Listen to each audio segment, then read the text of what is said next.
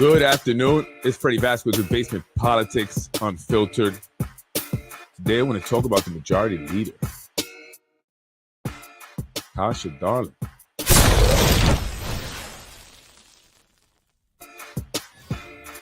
Let's get it popping. Let's get it popping. I am Freddy Vazquez. This is Basement Politics, early edition. Good afternoon, Yonkers. Today I want to talk about the majority leader and the impact she's had here in the city of Yonkers and the upcoming election for mayor, because she will play a role in it one way or another.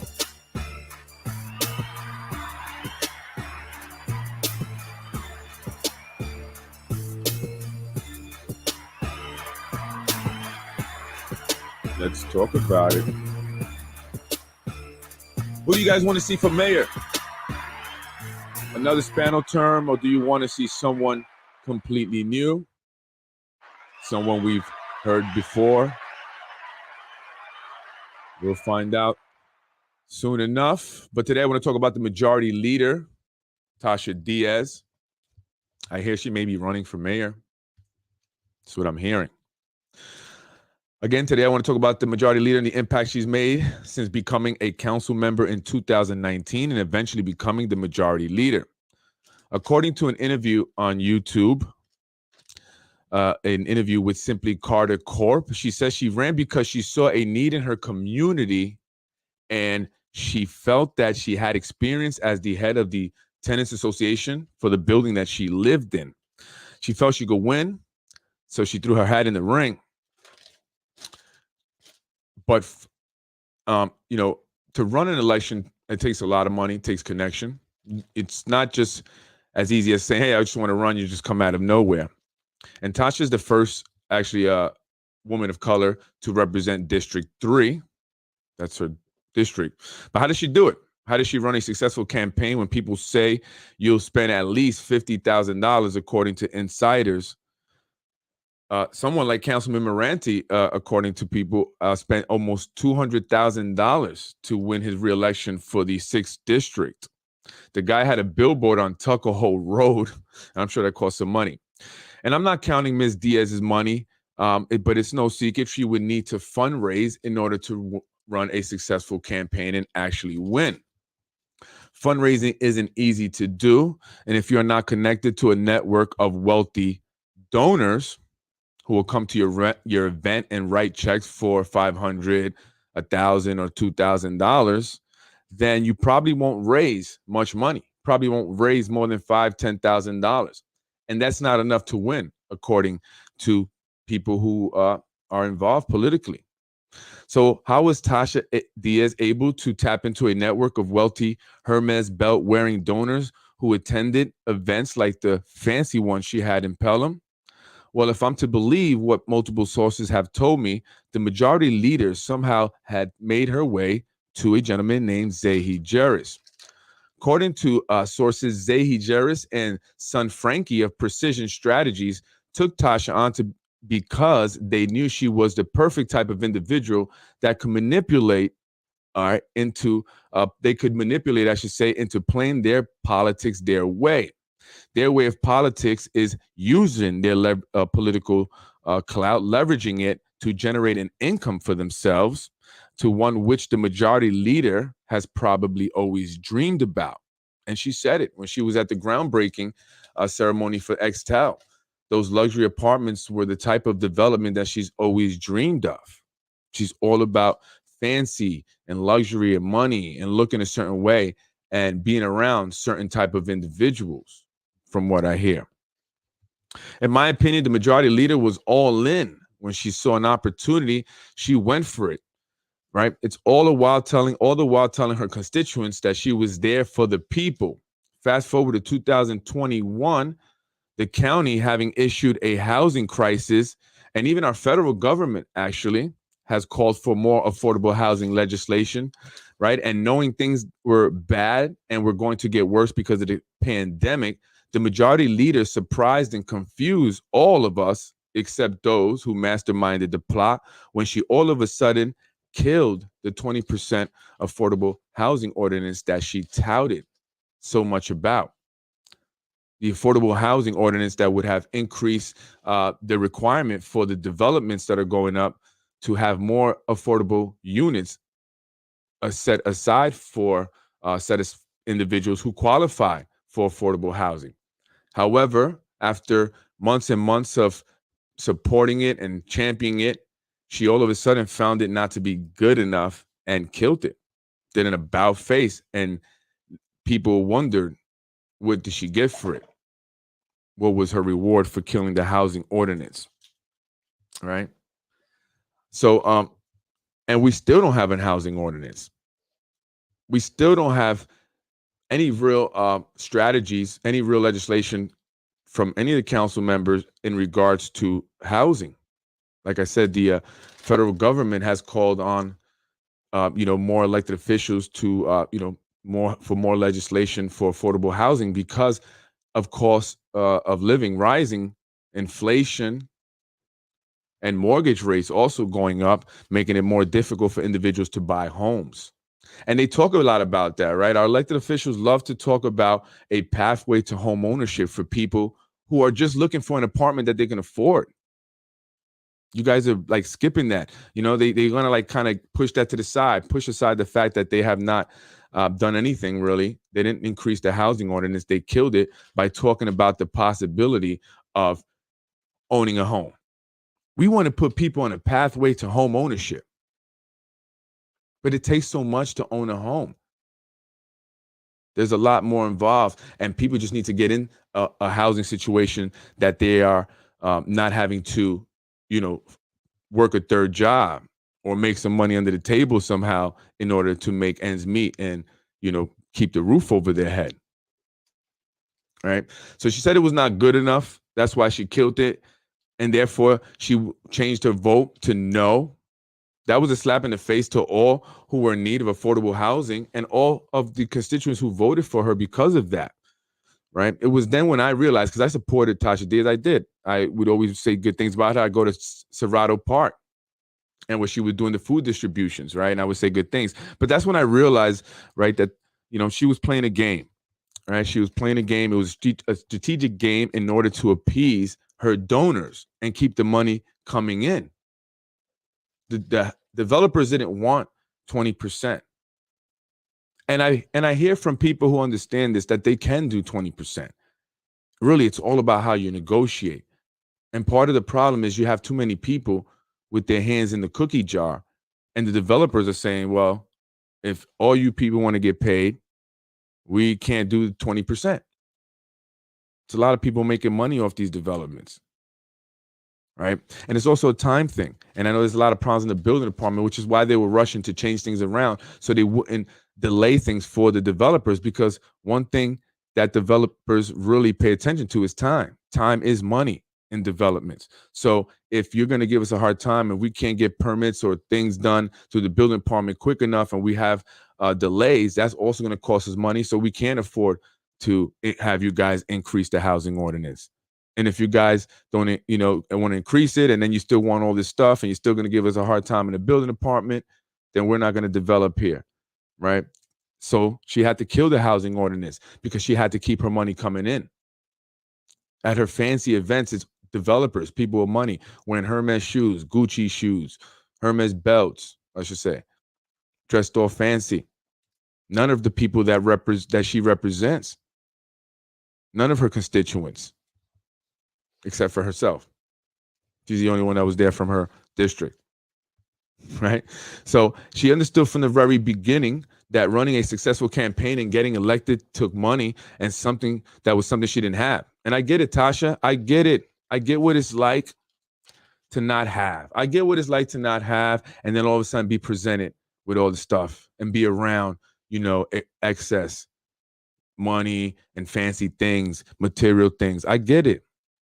I get it. I totally get it. I totally get it. I can see how people get lost. I can see how you may get lost in it, especially when they experience it for the first time, the fancy dinners and events, the clothes, the connections. But you know what? I also get that you only experience it two ways. Tasha, you can only experience that life that you want two ways. You are either a money maker, meaning you generate the money, you get yourself there, or you are making money for somebody else. And that's why you are allowed to be there. But then eventually, when you no longer make money and no longer are any good to those individuals, that's when they send you packing and going back to where you came from. So be careful how you treat people on the way up, especially if you're heading up to the top on someone's back.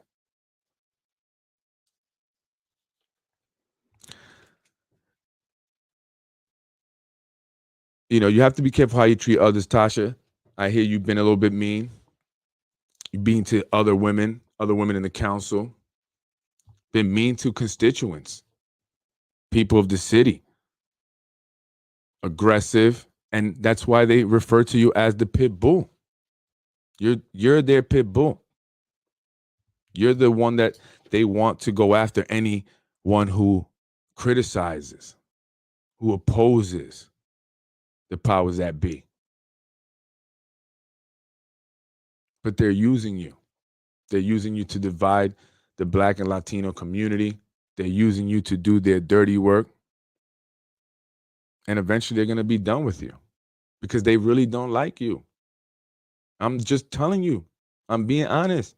Not making this up. I'm trying to give you advice. I'm trying to help guide you through that world because I've been there, but I was a money maker. I started out making money for somebody, but I learned the game to become a money maker because I was going to stay in the game. And no one was going to have strings and pull my or make decisions for me or force me to make decisions that I did not want to make.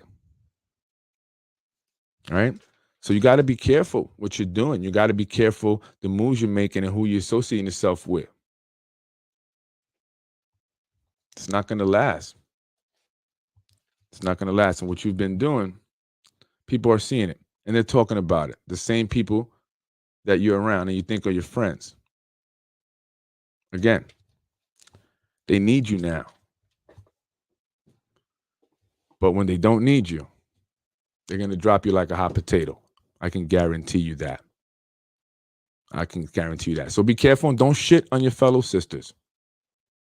All right? You need to unite and remember who you truly represent. Those are the people you should be focused on. Those are your people. Because no matter how much money you get, no matter how much fancy things you have or fancy clothes you wear or chains you put around your neck, they're going to always see you as the same ghetto chick. I guarantee you that.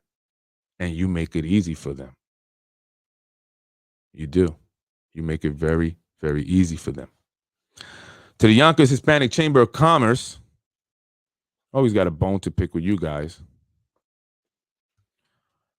The Yonkers Hispanic Chamber of Commerce, Mr. Edwin Aponte, wants to honor Tasha Diaz, who's not even Hispanic, doesn't own a business. And in fact, she uses police or weaponizes the police against Hispanics. Something I learned from the Yonkers NAACP when Mr. Mike Spano spoke about Jamal Bowman, Congressman Bowman. Is that okay? Or is that not okay, the NAACP? The majority leader has had a history of calling the police on Hispanic members of the community, but not just Hispanic members of the community, but I make it a point to say Hispanics because they were DACA recipients. She called the police on DACA recipients because they were protesting or speaking out, voicing their opinions. So she called the cops because she didn't like it. These are individuals who could have their DACA status revoked. She could cause problem for them. Are they not entitled to speak out? Are they supposed to just take whatever you give them because they are undocumented or they're DACA recipients? And is that okay, Hispanic Chamber of Commerce, that a non-Hispanic will call the police, weaponizing the police against them, potentially revoking their DACA status, having them deported possibly over what? Because she didn't like what they were saying? And this is the person that you guys are going to honor as the Hispanic Chamber of Commerce? Really? Do you hear that, Mexican community? Do you guys hear that? To the Mexican American community here in the city of Yonkers, the Hispanic Chamber of Commerce, Edwin Aponte, Hector Lopez, wants to honor a woman who's been known to call the police on Hispanic members of the community, specifically undocumented Hispanic members of the community, DACA recipients who could have their DACA status revoked, jeopardized because of any police contact. People could get deported. She's an elected official, and so the police will take that a little bit more seriously, I guess, because she's calling. I mean, she also threatened a Yemenese immigrant who owns a business, threatening to shut him down, belittling him, making him feel like he's less than her. And he was upset because he says, I come here, I'm an immigrant, but that doesn't mean I'm stupid. I own businesses. The man's accomplished more than the majority leader. He contributes more to society, contributes more to our economy. And you think you're better than him? You think you're better than the DACA recipients, Tasha?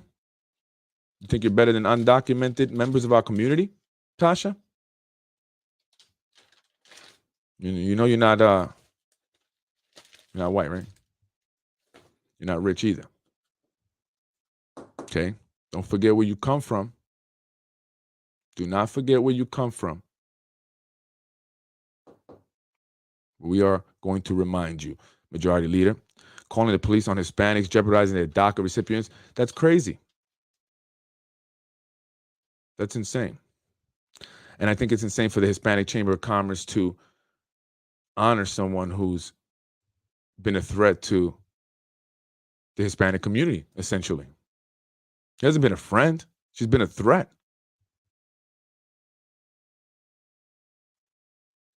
What's with the aggression? What's with the hate towards other people of color? Judging people, ridiculing people. Is it insecurity because it happens to you? They don't like you. I promise you that. They deal with you because they have to, because they need you. I'm Freddy Vazquez. This is Basement Politics. This is my lunch break special. Majority Leader, get it together, girl. Get it together. And you should be concerned. And you can get the Yonkers News Wire, the Yonkers Tribune, or whoever you want to write whatever they want. Doesn't going to change the fact that people are over it already. People want to see change. And there's an active effort to see that change come to fruition. Sorry. And for all you Latinos who are selling out, who think you're going to sneak up in there, play the game, sell out your own, because you think you're going to get somewhere, I promise you.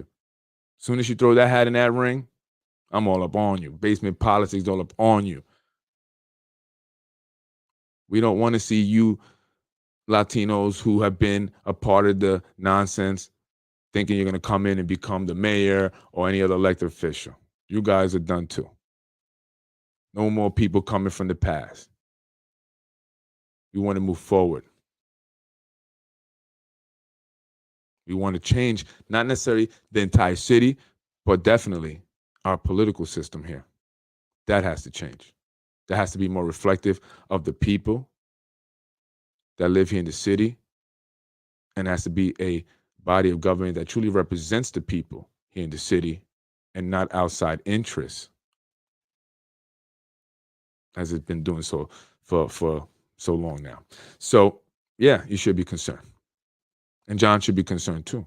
I mean, I'd be concerned too if I was doing things that are possibly illegal and somebody was talking about it. Because if somebody like the DOJ wanted to investigate, they may find something. Something that could be illegal and cause me to go to jail. Oh, yeah, I'd be frightened. I would. I would be very scared. Especially this guy keeps talking about it. So yeah, I understand why. Should have left me alone. I tell people they should have left me alone. Anyway, I'm at it. Let me get back to work. Should have left me alone. Anyway, yeah, you guys should be scared. Freddy Vazquez, Basement Politics. Take care, folks. Have a great evening and rest of the day, and I will see you, I don't know, tomorrow. Take care.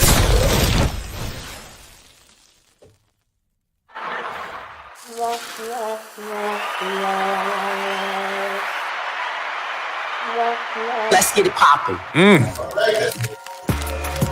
All right, Freddy Vazquez. That was Basement Politics episode. Tasha, darling. Will the majority leader get it together? Will she start to represent the people for once and not the developers, not the rich people she wants to be like, but the people that actually voted her in? We'll see. And Tasha, please.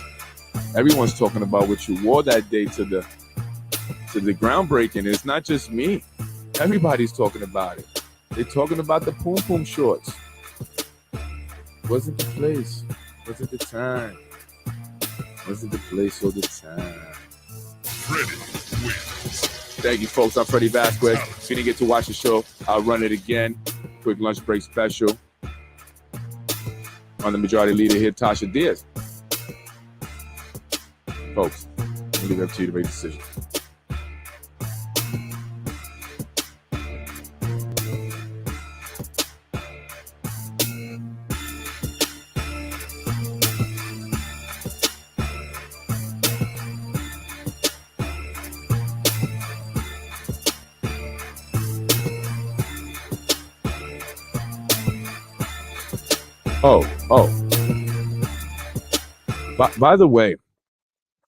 By the way, I just want to ask something. The person in the middle there is Elena Goldberg, stepdaughter of Carmen Gomez Goldberg,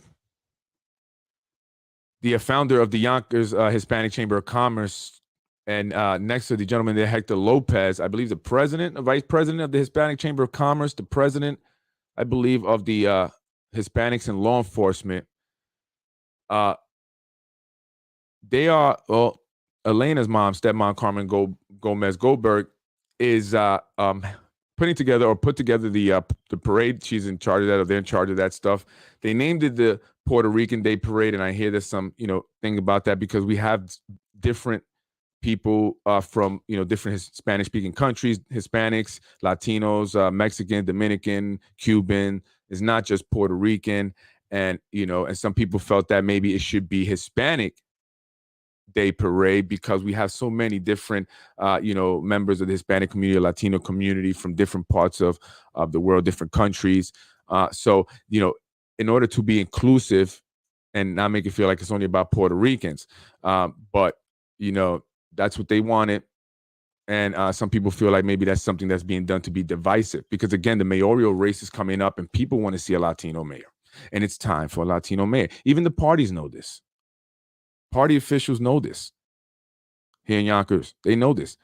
They're vetting out various Latinos now. They are. And some people are concerned with that. So they're going to continue to be divisive and try to create division within our community. And we have to see that and prevent that from happening. And they're going to use people that look like us, other Latinos, other Hispanics, and people who want to be Hispanic, like Tasha Diaz there, who's actually Freeman. Here is Zahi Jerris's idea to change her name to Diaz to appeal to the Hispanic community. So you see what they'll do in order to appeal to the Hispanic community because they know how important the Hispanic community is going to be and is, especially if they get it together, unite. It will be a force to be reckoned with, and certain individuals who have a stronghold on the city here understand that. So they're going to throw a bunch of individuals out there to divide us. So we have to watch that. And certain individuals who are utilized to divide us are given positions. They're given benefits. They're allowed to to have positions that make no sense, but they get them. Their family get positions, right? Gatekeepers, so-called gatekeepers. People call themselves the gatekeepers of the Hispanic community. So I'm going to put that out there. I'm going to put it out there because you're not going to do that. You're not going to cause division between us. There's a 90,000 Hispanic people here in the city of Yonkers. I know not everyone can vote for one reason or another, but let's call it 30,000. That's still more than the amount that came out for a citywide race last year in the city council president's race. So that's huge. And anyone who's a political strategist or understands, politics and, campaign strategies is thinking about that, most certainly. And anyone who wants to win in these coming elections, especially for mayor, is thinking about that. The Latino vote is going to be so important, especially if, it's organized and it's united and it has purpose, which I'm hoping that's what we will do. And anyone that's not going to be a part of that unity or working towards that, you're not, we're going to call you out. You're a sellout. You're a sellout. 1,000%. You're a sellout. And we're going to call you out. So I just saw the picture come up and I just wanted to talk about that and mention that, right? Take that how you want to take that. Take that how you want to take that. So I think that we should really come together. All the Latino leaders, quote unquote Latino leaders, right? Hispanic leaders here in the community, business owners, community members, community activists, advocates, heads of organizations. It's time to come together and unite and work to leverage that power, that voting power, to help benefit the Hispanics here in the community, right? And to see that progress is made here in Yonkers with the Hispanics in mind, not just a select few, but all the Hispanics in mind. So that's what we're going to work to do. So I just want to make, there we go. Those are the Zahi team right there. Zahi Jarrett's team. Okay? Zahi Jarrett's team right there. Political corruption at its finest. It's a perfect solution. I'm Freddy Vazquez. I'm out of here. Freddy wins. Fatality. Let's get it popping. And another one, Mr. Rubo lied to me. And I don't vote for a person that lied to me. Thank you very much. Freddy wins. Fatality. You hear that, Mexican American community? That woman right there, Majority Leader Tasha Diaz, has called the cops on DACA recipients and undocumented members of the Mexican American community here in the city of Yonkers simply because they were voicing their opinions, their concerns. They have a right to be treated fairly and equally just because they are not documented or they are DACA recipients. Don't think because you're just handing them crumbs that we're supposed to be all grateful. Just because they're undocumented doesn't mean they can't speak out. We're going to represent them too. I'm going to represent you too. And if you're having any problems with immigration or you need help or services or whatever, you're looking for support, you can contact me, reach me. I'll help you find the resources, the services that you are looking for. If you're having trouble communicating because of a language barrier, reach out to me, Freddy Vazquez, 914-467-0597. I will help you get you what you need. You should be ashamed of yourself, Majority Leader, calling the cops on members of the community, especially Hispanic members of the community, because they are fighting to be treated equally. Could jeopardize their DACA status. It's messed up. Anyway, folks, I'm out of here. You know anyone that needs the support, help, send them my way. politicwithfred@gmail.com.